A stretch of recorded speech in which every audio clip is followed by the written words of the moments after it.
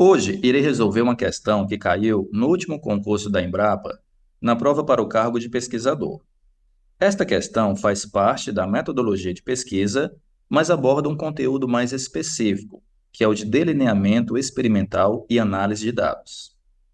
Como mostrei na aula anterior sobre o papel dos ensaios comparativos, experimentos diversos podem ser empregados na agricultura com o intuito de avaliar a eficácia de diferentes variedades de cultivos, técnicas de manejo agrícola, tratamentos de solo, entre outros.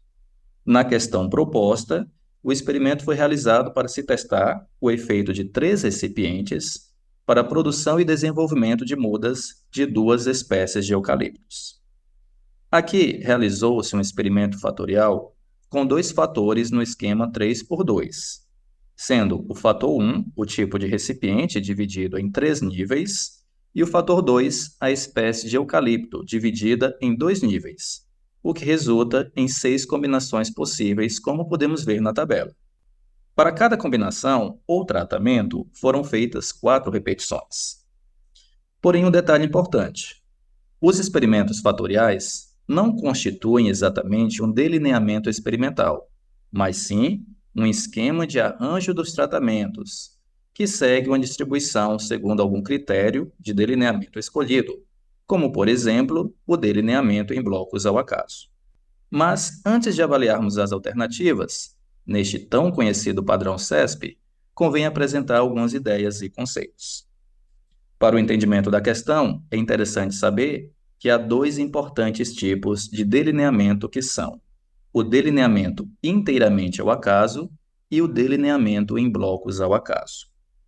O primeiro é empregado quando se tem absoluta certeza da homogeneidade das condições experimentais. Nesse caso, as parcelas que recebem cada um dos tratamentos são distribuídas de forma inteiramente casual, por meio de sorteio, para que cada unidade experimental tenha a mesma probabilidade de receber qualquer um dos tratamentos estudados. Esse método é simples e eficiente quando não há fatores que possam influenciar a resposta dos tratamentos, garantindo que as variações aleatórias sejam igualmente distribuídas entre as unidades experimentais. Depois falarei a que se referem essas unidades experimentais. Por outro lado, quando se sabe que as condições experimentais são heterogêneas, ou quando há dúvida quanto à sua homogeneidade, utiliza-se o delineamento em blocos ao acaso. Nesse delineamento, as unidades experimentais são agrupadas em blocos homogêneos, ou seja, blocos que compartilham características semelhantes que poderiam afetar o resultado do experimento, como diferenças de solo, microclima ou outras variáveis ambientais. Dentro de cada bloco, os tratamentos são distribuídos de forma casual, o que permite controlar essa variabilidade. Este delineamento é mais eficiente que o inteiramente ao acaso, pois quando se formam os blocos, isolam-se as variáveis que causam a heterogeneidade, diminuindo a variação ao acaso, que pode ser decorrente de fatores aleatórios ou de erro experimental. Portanto, o delineamento em blocos ao acaso é especialmente útil quando se deseja minimizar o impacto de variáveis não controladas e obter uma avaliação mais precisa dos efeitos dos tratamentos. Isso tem a ver com o que falei na última aula sobre controle de variáveis externas. Para um experimento como descrito na questão, no qual os recipientes podem ser considerados homogêneos e as variações externas mínimas, o delineamento inteiramente ao acaso é mais adequado. Se houvesse variações ambientais significativas que precisassem ser controladas, o delineamento por blocos ao acaso é que seria o mais apropriado. Afinal, este é preferido quando se reconhecem variações que podem influenciar o experimento, como diferenças de posição, luz ou outras características que precisam ser controladas para reduzir o erro experimental. Observem ainda que a identificação do delineamento depende de informações adicionais sobre o planejamento do experimento que não estão presentes na tabela de resultados. Então, de todo modo, a partir dessas considerações, é errado afirmar que o experimento tenha sido delineado em blocos ao acaso. Provavelmente foi inteiramente ao acaso, já que não há menção a qualquer variabilidade controlada por blocos. Quanto às demais afirmativas, é fundamental entender também alguns conceitos básicos, como unidade experimental e unidade amostral.